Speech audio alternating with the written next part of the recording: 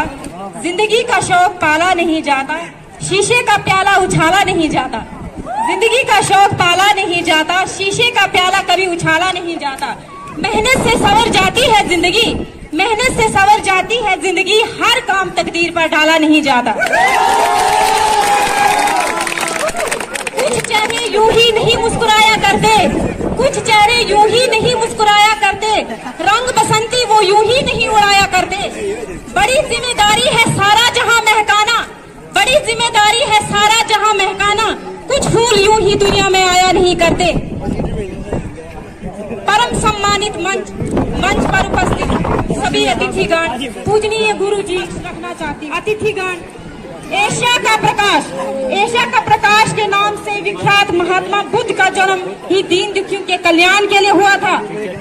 बुद्ध एक महान ज्ञानी, ध्यानी और आध्यात्मिक शिक्षक तथा गुरु थे। 6वीं शताब्दी से पहले भारत में धर्म और वेदों की शिक्षाओं को भुला दिया गया था। कपटी पुजारियों ने धर्म को व्यापार बना दिया था। लोगों से निरर्थक काम करवाए गए थे, गूंगे और जानवरों को मार डाला गया था। ऐसे समय में जब हर समय क्रूरता, पतन और अधर्म था, लोगों को बचाने के लिए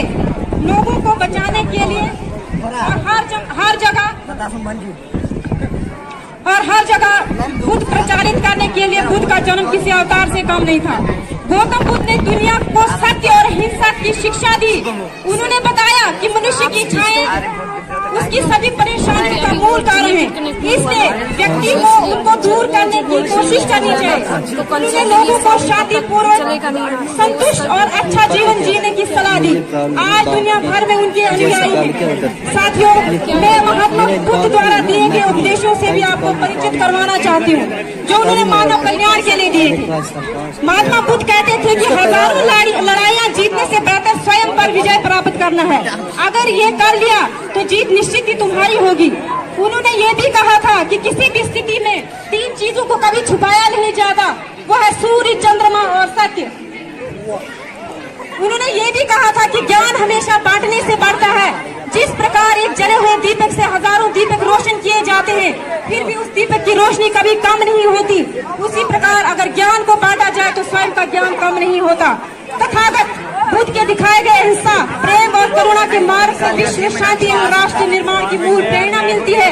आइए हम सभी महात्मा बुद्ध के सिद्धांतों को अपने जीवन में आत्मसात कर सामाजिक संस्था में अहम योगदान दें। अंत में चंद पंक्तियों के साथ आपसे विदा लेती हूँ।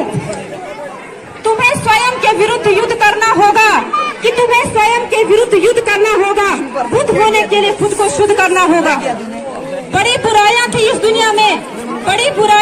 दुनिया में, किसी को इसे शुद्ध करना जरूरी था। मानवता की नई राह दिखाने के लिए किसी का बुद्ध होना जरूरी था। धन्यवाद। आपका दिन मंगलमय हो।